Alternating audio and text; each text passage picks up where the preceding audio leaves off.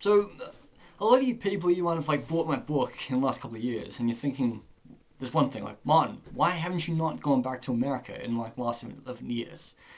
And to be frankly honest to myself, alright, I can no longer enter the United States of America under the ESTA Visa Waiver.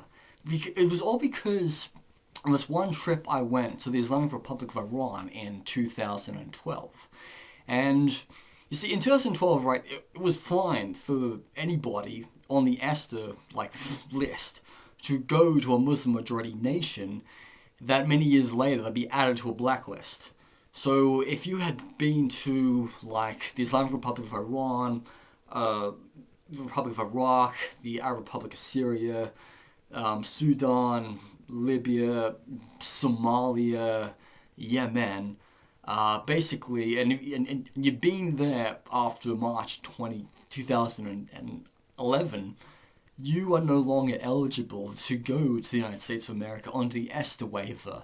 And worse things worse, right, if you happen to be a citizen of any of these countries and you've never even lived there in a day in your life, you can't even go to the United States. Well, this is during the Trump days, but what I'm saying is, like, if I want to visit the United States of America, I have to go to the embassy in London with about 160-ish pounds. Well, actually, it's not like 160 US dollars for a B2 visa application. And I go in there and I gotta say, look, I was in the Islamic Republic of Iran for 5 days, just hanging out with my Iranian atheist stoner friends, listening to music. I was smuggling in Opeth albums into Tehran. I've not been back to Iran since then.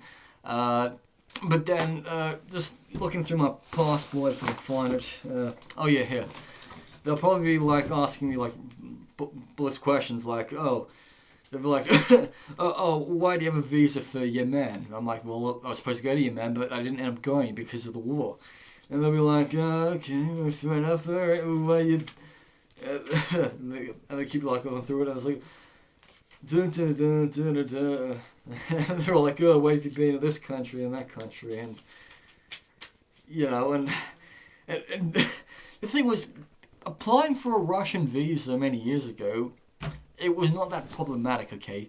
You just had to go online, fill in a form, and list every country you've been to in 10 years, and me, with a retentive memory, I could basically list every country I've been to in 10 years off the top of my head, even without looking through my own passport.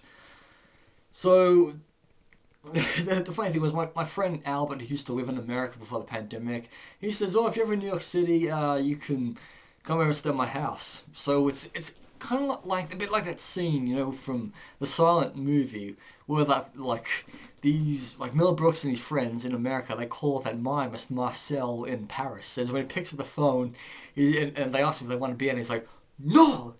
And that's the only spoken part of the movie.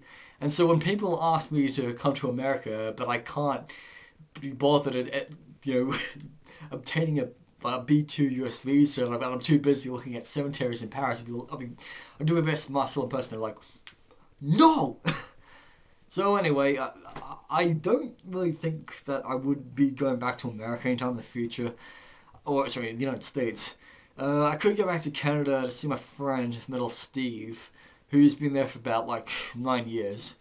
But it's really problematic because he's in the middle of Canada and they don't have direct flights from the UK. You either have to fly to Toronto or Edmonton and then take a bus or another plane to Winnipeg.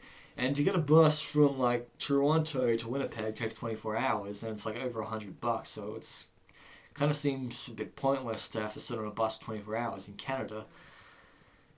But, you know, like, it took me 8 years to go back to North America, and I was recently in the Americas less than 2 years ago, and when I was visiting, like, the Guyanas. Yeah. So anyway, that's the ad bit, over and out.